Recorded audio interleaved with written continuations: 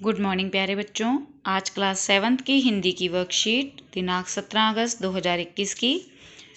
बेटे, आप सभी जानते हो कि हमारा देश कई वर्षों तक अंग्रेज़ों के अधीन रहा और हमने गुलामी के दुख को सहन किया। इस स्वतंत्रता के लिए कई जवानों ने अपने जान की कुर्बानी भी दी। इस गुलामी को हमने अपने पिछले वर्ष में और इस वर्ष में महसूस भी किया बेटा।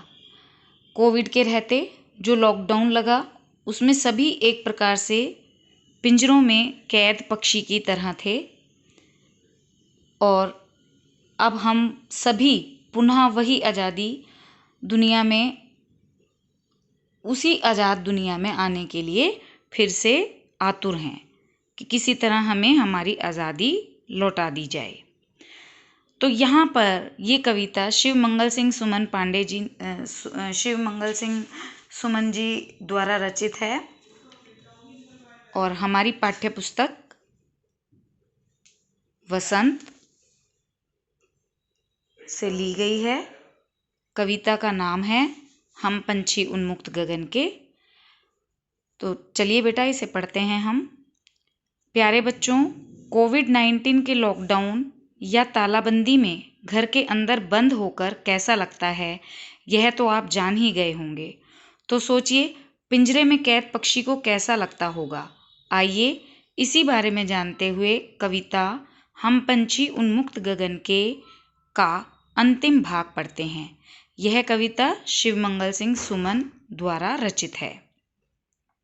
इससे पहले कि हम जो इस कविता के हमने पहले जो पद्यांश पढ़े हैं उसमें हमने देखा है, जो पढ़ा है, वो पंछी कह रहा है कि हम पिंजरे में बंद रहकर ना गा सकते हैं, ना हमारी जो पंख हैं वो जो कोमल पंख हैं जो उड़ने के लिए हैं, हम उड़ान भी भूल जाएंगे अपनी, और उन पंखों को सिर्फ पिंजरे से आज़ादी प्राप्त करने के लिए हम टकरा टकरा के वो पंख भी गंवा देंगे अपने। और हमें सोने की कटोरी की मैदा यानी सोने की कटोरी में जो भोजन परोसा जा रहा है उससे बढ़िया तो हमें वो कड़वी नीम की निबोरी खाना पसंद है। तो यहाँ आज़ादी के महत्व को बताते हुए पक्षी के माध्यम से शिवमंगल सिंह सुमन जी कह रहे हैं आगे, होती सीमाहीन क्षितिज से इन पंखों की होड़ा होड़ी, या तो क्षितिज मिलन बन जाता या तंती सांसों की डोरी। यानी अर्थात होती सीमाहीन क्षितिज से, आसमान जिसका कोई अंत नहीं है, सीमाहीन जिसका कोई अंत नहीं है, क्षितिज से यानी आसमान से इन पंखों की होड़ा होड़ी, अर्थात हम इन पंखों को फड़फड़ा करके और होड़ लगा देते कि हम पहले पहुँचेंगे, आसमान में पहुँचने की हमारी होड़ लग जाती, आसमान को छूने की हमारी जिद रहती, या तो क्षितिज मिलन बन जाता। और इस होड़ में यह पक्षियों का खेल है एक तरह से, तो या तो क्षितिज मिलन बन जाता, या तो आसमान से हम मिल जाते, वहाँ तक पहुँच जाते, और नहीं तो या तंती सांसों की डोरी, और या फिर हमें सांस, जब हम ज़्यादा भागते हैं दौड़ते हैं तो हमारी सांस फूलने लगती है, इसी तरह पक्षी भी थक जाते और सांस उनकी जब सांसों में उखड़ाव आने लगता है तो वो कहते हैं पक्षी भी कि हम भी थक जाते और फिर वापस अपने पेड़ पर आकर आराम कर लेते। तो इस तरह का जो खेल है पक्षी आज़ादी में खेलते हैं, अपने भोजन को तलाशने के लिए इधर से उधर भागते हैं, जो उन्हें बहुत पसंद है।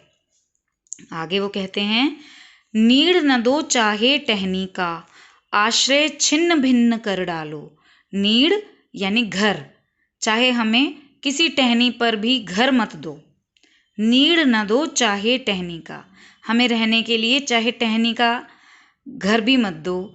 आश्रय छिन्न भिन्न कर डालो, और हमारा घोंसला भी मत दो, हमको आश्रय भी, हमारा जो घर है उसको भी तोड़ डालो।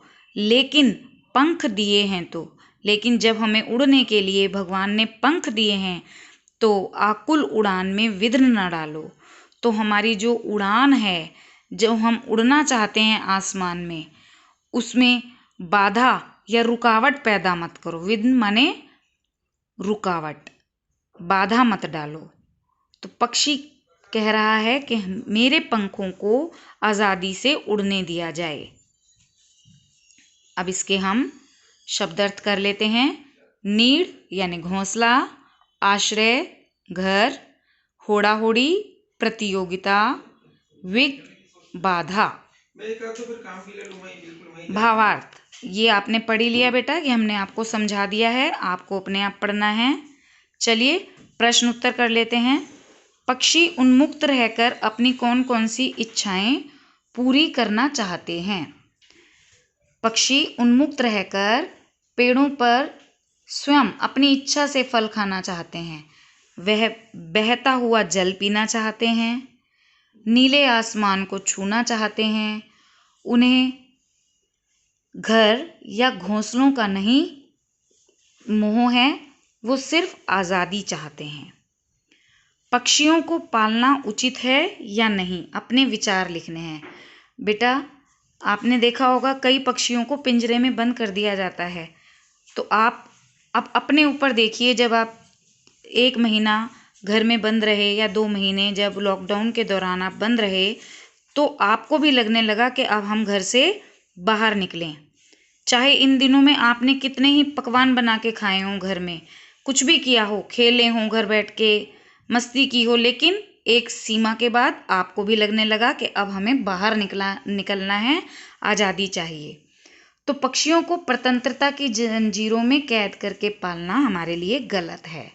जब हमें कोई बंद कर देता है तो हम छटपटाते हैं और बाहर जाना चाहते हैं, आज़ादी चाहते हैं। तो फिर इन बेजुबान पक्षियों पर ऐसा अत्याचार नहीं किया जाना चाहिए। निम्नलिखित शब्दों से वाक्य बनाना है। घोंसला, हमारे घर के पास वाले पेड़ पर चिड़िया का घोंसला है। आप कुछ भी बना सकते हैं बेटा। घर, बहुत देर हो गई, अब हमें घर चलना चाहिए। बाधा यानी रुकावट या अड़चन, जीवन में कितनी भी बाधाएं आएं, हमें डरना नहीं चाहिए। और चौथा है प्रतियोगिता। उषा ने दौड़ प्रतियोगिता में भाग लिया और प्रथम स्थान प्राप्त किया। नेक्स्ट क्वेश्चन है बेटा, क्या आपने या आपकी जानकारी में किसी ने कभी कोई पक्षी पाला है? तो उसकी देखरेख किस प्रकार की जाती होगी? आपको लिखना है।